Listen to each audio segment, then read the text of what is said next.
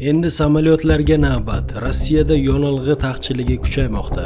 Ukraina bilan urushning har bir kuni Rossiyaga qariyb 700 million dollardan tushmoqda. Tadqiqot. Rossiya Belarus bilan chegarasi yaqinida shahid dronlari uchirish uchun kamida 5 ta baza tashkil etgan. Turkiyada o'zbekistonlik kelin eri va chaqalog'i bilan halok bo'ldi. Endi samolyotlarga navbat. Rossiyada yonilg'i taqchilligi kuchaymoqda. Rossiyada boshlangan yonilg'i tanqisligi muammosi chuqurlashdi. Benzin va dizeldan so'ng endi fuqaro aviatsiyasi ham kerosin topishga qiynalmoqda. Mamlakatda bir nechta yirik aeroportlarda samolyotlarga yonilg'i to'ldirish bilan bog'liq cheklovlar joriy etilgani haqida xabarlar bor. Bu Ukraina Rossiya neft infratuzilmasiga dron zarbalarini intensivlashtirgan bir vaqtda yuz bermoqda. Moscow Times nashrining yozishicha, aeroport ma'muriyatlari uchuvchilar uchun parvozlar bo'yicha rasmiy ogohlantirish e'lon qilib, samolyotlarga yonilg'i qo'yish hajmi cheklanishini ma'lum qilgan. Bunday chora xususan Maxachqal'a, Mineralniy Vodiy, Krasnodar, Astraxan hamda Nijniy Novgorod aeroportlarida joriy qilingan. Maxachqal'a aeroportida ayrim xalqaro yo'nalishlar uchun limitlar belgilangan. Jumladan, Dubay reysi uchun 8 tonna, Minsk uchun 3,5 tonna, Toshkentga uchadigan samolyotlarga esa 4 tonna aviakerosin qo'yilishi ma'lum qilingan. Aeroport ma'muriyati yonilg'i faqat reja bo'yicha parvozni amalga oshirishga yetadigan miqdorda qo'yilishini bildirgan. Kommersant nashri manbalariga ko'ra, ayrim aviakompaniyalarga Sankt-Peterburg, Yekaterinburg, Ufa va boshqa shaharlardagi aeroportlarda yonilg'i qo'yish imkonsizligi haqida ogohlantirish berilgan. Zaxiralar kamayishi bilan birga aviakerosinning savdosi ham deyarli to'xtab qolgan. Qayd etilishicha, 4-maydan beri Sankt-Peterburg tovar xomashyo birjasida reaktiv dvigatellar yonilg'isi bo'yicha bitimlar amalga oshirilmagan. Ulgurji bozorda aviakerosin narxi rekord darajaga chiqib, 1 tonnasi 113 ming rublga, ya'ni taxminan 1200 dollarga yetgan. Bu mart oyining boshiga nisbatan 52% ga yuqoridir. Moscow Times suhbatlashgan manba vaziyatni taklif deyarli yo'qligi bilan izohlagan. Jumladan, joriy yilning 1-iyun kuni butun Rossiya bo'ylab atigi 3 ta sisterna hajmida aviakerosin sotilgani ta'kidlangan. Rossiya energetika vazirligi muammoni yumshatish uchun favqulodda yig'ilish o'tkazgan. Shundan so'ng ayrim aviakerosin taqchil hududlarga mamlakatning boshqa nuqtalaridan yonilg'i yetkazilgan. Shuningdek, 2026-yilning 30-noyabr sanasiga qadar ushbu yonilg'i turining eksporti taqiqlangan. Ukraina bilan urushning har bir kuni Rossiyaga qariyb 700 million dollardan tushmoqda. Tadqiqot. Kreml Ukrainaga qarshi harbiy harakatlarni moliyalashtirish uchun har kuni qariyb 700 million dollar sarflayapti. Bu haqda Germaniyaning Xalqaro xavfsizlik muammolari instituti ilmiy xodimi Yanis Klyugi tomonidan olib borilgan tadqiqot xulosasida so'z boradi. Olimga ko'ra, 2026-yilning 1-choragida Rossiyaning harbiy xarajatlari 5 trillion 908 milliard rublga, ya'ni taxminan 65 milliard dollarga yetgan. Bu ko'rsatkich o'tgan yilning shu davriga nisbatan 29.9% ga, 2024-yilning 1-choragiga nisbatan esa 68.7% ga ko'pdir. 2023-yil bilan solishtirganda harbiy xarajatlar 129% ga oshgan. 2022-yil boshidagi ko'rsatkichga nisbatan esa farq yanada kattaroq, to'g'ri 6 barobarga yetgan. Mazkur tendensiya natijasida Rossiya budjetida harbiy xarajatlar ulushi rekord darajada o'sib ilk bor 46% ga yetgan. Klyugi shundan kelib chiqib, har ikkinchi rubl Ukrainaga qarshi urushni moliyalashtirish uchun sarflanayotganini, bu soatiga taxminan 30 million dollarga to'g'ri kelayotganini ta'kidlagan. Harbiy xarajatlarning asosiy o'sishi Rossiya budjetining yopiq yoki maxfiy bandlari hisobiga to'g'ri kelgan. Chorak yakuniga ko'ra maxfiy xarajatlar hajmi 3.4 trillion rubldan 4.9 million rublgacha, ya'ni 54 milliard dollargacha oshgan. Tahlilchining fikricha, 2026-yil yakuniga borib Rossiyaning harbiy xarajatlari mamlakat yalpi ichki mahsulotining 9-10% gacha chiqishi mumkin. Bu esa byudjet taqchilligini oshiradi.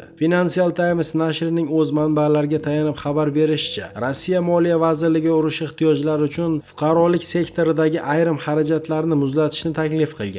Unga ko'ra, 2026-yil qariyb 2.9 trillion rubl, taxminan 32 milliard dollar, keyingi yillarda esa yana trillionlab rubl mablag'lar qisqartirilishi mumkin.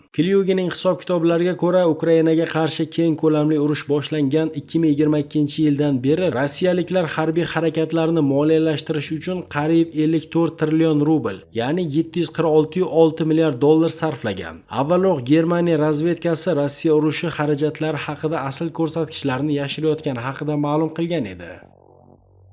Rossiya Belarus bilan chegarasi yaqinida shahid dronlari uchirish uchun kamida 5 ta baza tashkil etgan. Rossiya armiyasi Bryansk, Oryol, Smolensk viloyatlarining Belarus bilan chegaradosh hududlarida Geran 2 dronlarini uchirish uchun kamida 5 ta baza tashkil etgan. Bu haqda Ozodlik radiosi sun'iy yo'ldosh tasvirlari hamda ochiq manbalar tahliliga tayanib xabar berdi. Aniqlangan obyektlar orasida Smolensk viloyatidagi Shatalova harbiy aerodromi bor. U Belarus chegarasidan taxminan 6 kilometr uzoqlikda joylashgan bo'lib, 2026-yil boshidan beri uzoq masofali kamikadze dronlarini uchirish uchun foydalanilmoqda. Shuningdek, manbaga ko'ra, Oryol viloyatining Tisimbulova qishlog'i yaqinida dronlar markazi tashkil etilgan.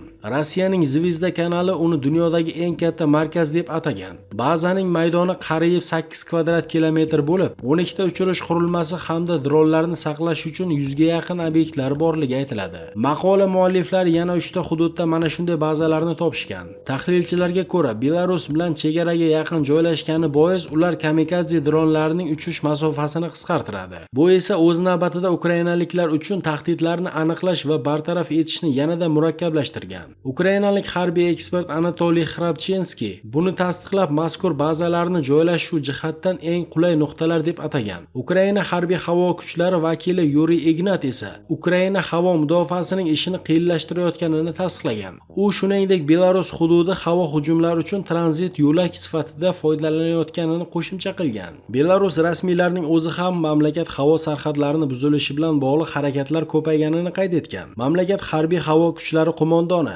Andrey Lukanovichga ko'ra, 2025-yilda jami 1400 dan ortiq mana shunday holat qayd etilgan. Biroq qo'mondon havo hududi buzilishi bilan bog'liq vaziyatlarning qanchasiga rus dronlari sababchiligini aytmagan. Rossiya qurolli kuchlari Ukraina shaharlarini bombardimon qilishda asosan uzoq masofali Geran 2 kamikadze dronlardan foydalanadi. Ular Eronning Shahid 136 dronlari asosida ishlab chiqarilgan bo'lib, taxminan 2000 kilometr masofaga parvoz qiladi. Qurilma o'zi bilan odatda 50 kilogramm og'irlikdagi jangovar kallakni tashiydi.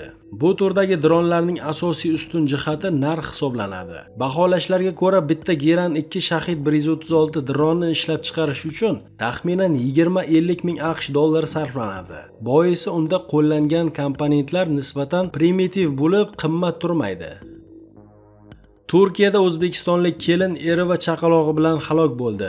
11-iyun kuni Turkiyaning Istanbul shahrida sodir bo'lgan dahshatli yo'l transport hodisasi oqibatida o'zbekistonlik kelin eri va 2 oylik chaqalog'i bilan birga halok bo'ldi. Bu haqda Hurriyet xabar berdi. Nashrning yozishicha, hodisa Cho'kmekoy mavzesidagi Shimoliy Marmara avtoyo'lida soat ertalab 6:00 atrofida yuz bergan. Sabiha Gokchen aeroportidan qaytayotgan Sodiq Gundin boshqaruvidagi yengil mashina xuddi shu yo'nalishda harakatlanayotgan yuk mashinasining orqasidan borib urilgan. To'qnashuv oqibatida yengil mashina yuk mashinasining tagiga kirib ketgan. Haydovchi Sodiq Gundin, uning o'zbekistonlik rafiqasi Aziza Hatamova Gundin va ularning 2 oylik chaqalog'i Temirxon Gundin mashina ichida qisilib qolgan. Ular voqea joyiga yetib borgan o't o'chiruvchilar tomonidan chiqarib olingan. Biroq oilaning 3 a'zosi ham hodisa joyida hayotdan ko'z yumgan. Ma'lum bo'lishicha, Sanjaktepa mavzesida istiqomat qilgan va 4 yildan beri birga yashayotgan Sodiq va Aziza Gundin juftligining Said Gundin ismli 3 yoshli yana bir farzandi bor. Oila voqea tongda sodir bo'lgani sababli uni o'zlari bilan birga olmagan. Chaqaloq Temurxon yaqindagina sunnat qilingan va yaqin kunlarda uning sunnat to'yi o'tkazilishi rejalashtirilgan.